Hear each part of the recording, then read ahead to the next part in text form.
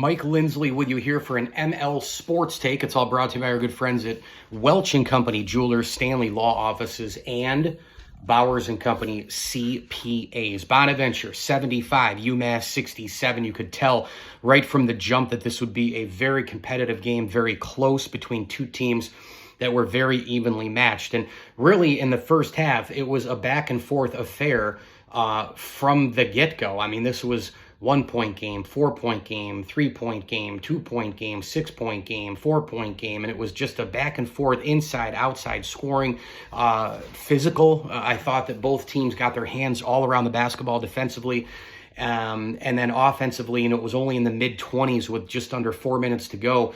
And then some of the pace even picked up from there in that quick little span, where Cohen made the jumper, Flowers makes a 3-point jumper, Curry makes a jumper, and they keep going back and forth. Adams Woods, they trade some free throws back and forth. Adams Woods had an unbelievable 3-pointer with 20 plus seconds to go from Barry Evans's pass there. And then what was unbelievable was the end of the first half, just a comedy of errors. I mean, a comedy of errors where you would look at this and go, hold on a second. This is a veteran St. Bonaventure team, right? They brought back all the big guns from last year. And then you add two guys who, I don't know if you could find two guys who I thought on paper, you couldn't find two guys on paper who were a better fit for this program and for this system. Veteran players, instinct players, good defenders, can score from all over the place. They've played on the biggest of stages, both high school and college, who are buddies with each other, who know each other well, who know the tendencies of each other, competing against each other in high school. Adams Woods and Pride, right? And so like all of those things together, you would look at it and go, why would you make these errors? And I'm not saying it was any of the other players besides Venning, of course, but just these careless plays, like these, just a comedy of errors, right? So like Daryl Banks, you have Woods, Adams Woods makes the 3, right? UMass calls timeout, then you have the foul on Banks. I mean, you just didn't need it there, right? Curry gets the 2 free throws. It was a 3-point shot, right? You didn't need it. I mean, you're sitting there like, what on God's earth are you doing? Curry is way out. I mean, he's like in Steph Curry land, but this is Jalen Curry. And so Banks fouls him, clearly got him on the arm. He's doing the whole, what do you mean I fouled him? He blatantly fouled him. You could see it right on, you could hear it through the TV. And so he makes 2 free throws, and you're like, okay, tie game going into the half. No problem. Nope. Venning, they inbound the ball and Venning travels. And then they get the ball, UMass. They inbound it. And then there's a foul on Venning. And you just can't believe it. And then the 2 free throws going. Now, could have been a momentum swing, as the color commentator said, but Bonaventure regrouped. And I give them credit for regrouping. They were down 2 going into the second half. And then I thought 3 things in this game really took over. Number 1 was faster passing and ball movement, movement without the ball, I should say. Those couple of things, it was quicker. It was just pass move. Everything was a lot more fluid and smooth. It was just a smoother offense, pass and go, a lot faster, a lot crisper. That was number 1. Number 2, Bonaventure's offensive rebounding was absolutely tremendous in the second half, especially in the final 6 to 8 minutes of this game. Now, I thought the rebounding on both ends was really good, but especially on the offensive side. If you remember a few plays in this second half, I mean, the Moses Flowers shot from outside and then the follow, and then where he came up and went and made a layup from the left side was just a thing of beauty and a complete effort play by a complete effort player, right? And then I thought the third thing that really stood out to me in this game was Barry Evans's all-around game. Now, we know that he's been able to pass and he's been able to rebound, and he's probably been the best defender of this basketball team, in my opinion. But it was really, really big buckets. I've said all year that I would love if he could score between 8 and 12 points a game. If he could take that and then his 5-6 rebounds and his 3-4 assists and the great defense, a steal here and there, a block, his all-around game is so paramount to what this team does. And he had a huge layup with 11:34 to go. And he just continued to play, I thought, outstanding overall basketball to the point where, you know, he was really giving UMass fits offensively. And if, you know, I thought, you know, when you look at the offensive part of him, if he's scoring, he can stretch the defense out. And that movement that I talked about, the crisper passing that happened in the second half from the jump, I thought continued on through. You know, you look at, you know, is Semvis making some plays? Obviously, you had, you know, the Bonnie's tipping the ball out, getting a fast break. He had the jam. Adams Woods with the three-pointer, the assist from Pride. You had a lot of different great looks. You know, I thought that the couple of plays where, you know, Venning had that layup under 5 was an unbelievable offensive possession. You had Adams Woods' jumper 2 minutes before that, unbelievable offensive possession. Just over and over and over again, really great. You know, Flowers' 3 just under 10 minutes to go. There were several great offensive possessions. Execution with Barry Evans being a threat to score. And then from, you know, Noel Brown makes a layup just under 14 minutes. So just one thing here and there. Brown got free. He got fouled. He made 1 of 2, but then the, you know, next possession down, he gets a layup. You know, between the former Jan and Noel Brown and really Barry Evans, I would say Evans mostly, but I probably have to even give those two guys a thought too, to what I was talking about with Evans, at least on the offensive side, the here and there layup, which then causes the defense to go, well, wait a minute now. You know, it's not just Venning and Pride and Adams Woods, and I think Adams Woods is the best player on the basketball team. All of a sudden, these guys are able to score, and then things open up big time. I still think Daryl Banks III is playing too many minutes. I mean, I just don't know why he's out there for 30 minutes. He had 5 assists, he had 4 points. It just doesn't make a lot of sense to me to give him, 20 minutes, 20. I was looking at 30 in another column, but 20 even to me is a little much. I mean, I would have almost given, not Luke per se, but like somebody else. I mean, maybe even Brown, like an extra 4 to 6 or something. You know, Banks had a couple of good passes. He did his thing and all the rest, but overall 20 to me is even, you know, in a game like this, I would have almost, you know, I mean, do you give Pride an extra 2? You know, Adams Woods already played 35, but you get the point. 4 guys in double figures for St. Bonaventure. They shot it pretty well. The rebounding, again, was tremendous, especially on the offensive glass. And those were some of the differences in the game. A nip and tuck game. This team needed this win from, I don't know if a confidence standpoint is correct, because I still don't know where the hell we are with this team. I don't know if we're going to know. I think maybe you just roll the ball out in the A-10 tournament and hope for the best. But maybe just a correction game is the right word to say. I mean, that LaSalle game on the road was absolutely embarrassing.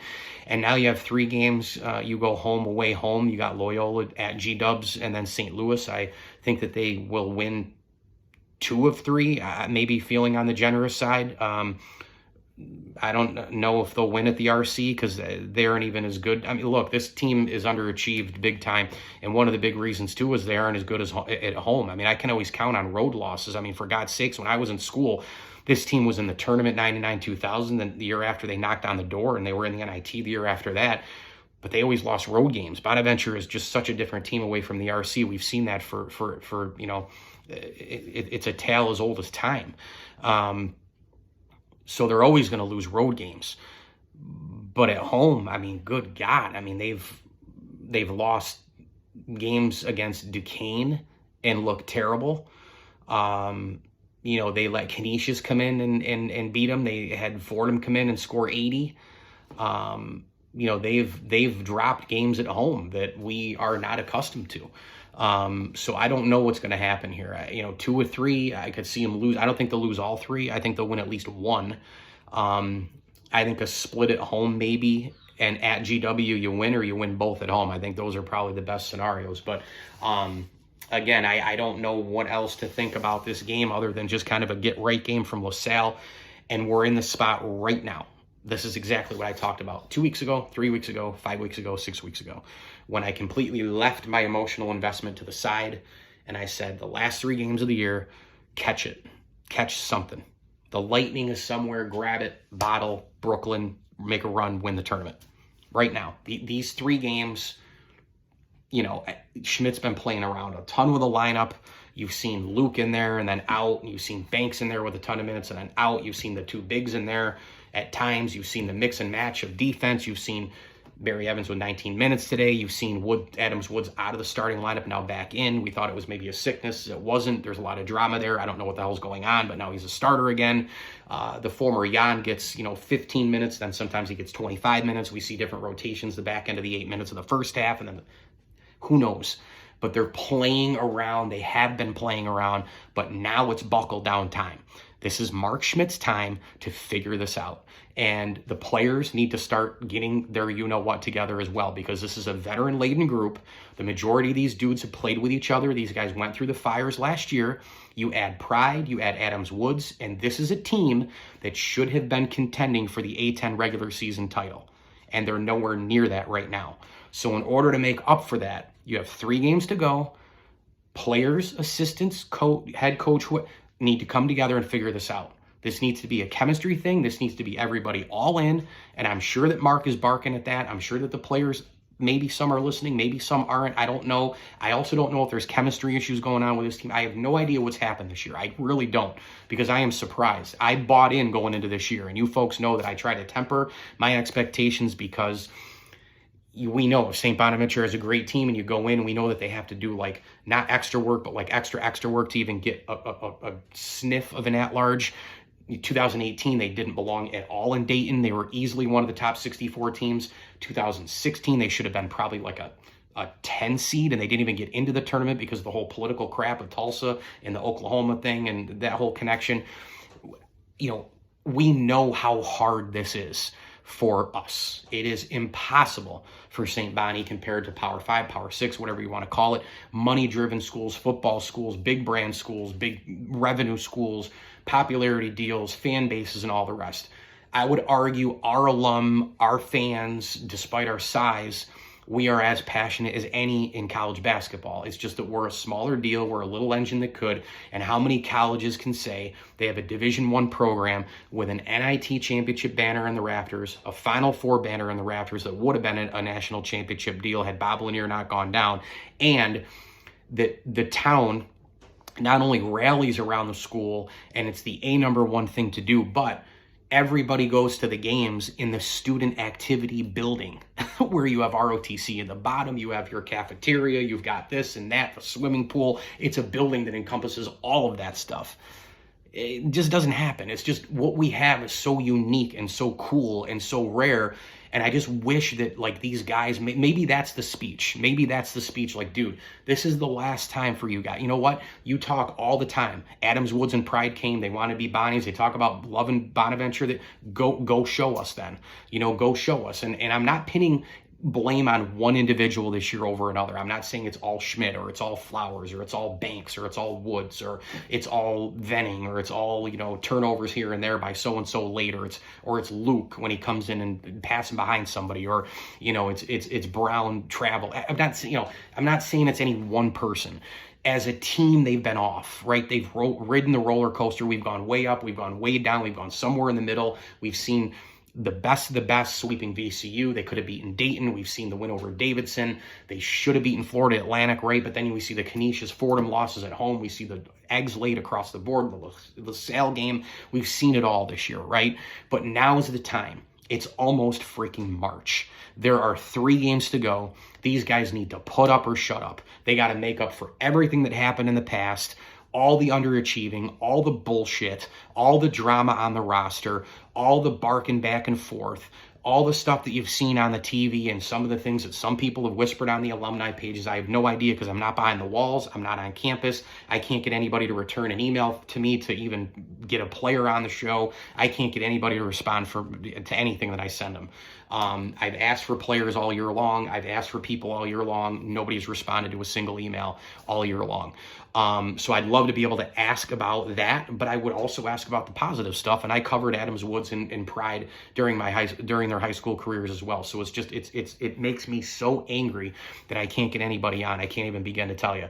But this team right now, I still think there is something there. I think there is something there. Now, again, I'm not emotionally invested, as I told you, because I'm not going way up and way down on this friggin' ride. In fact, by the way, I've never ridden a roller coaster, like in real life, and I ain't hopping on this one right now. But I still think that there is a chance that this thing could catch up and stay up. I think they have it in them. I think that they have enough talent. I think that they have enough players, size, speed, versatility. I think they can win a bunch of different ways. I think they can beat you 82-80. I think they can beat you 63-60.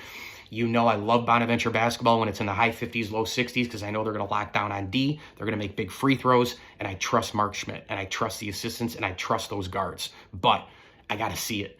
And because the roller coaster has been so up and down this year, I don't know if they're... I mean, they are capable, but because of what we have seen, the flip side of that is, well, how can you go on a run if there's no semblance of consistency? So there's a heads and a tails here. So the coin's going to go up, and what side is Bonaventure going to fall on? I don't know. Is it Jekyll or Hyde? Is it salt and pepper? I don't know.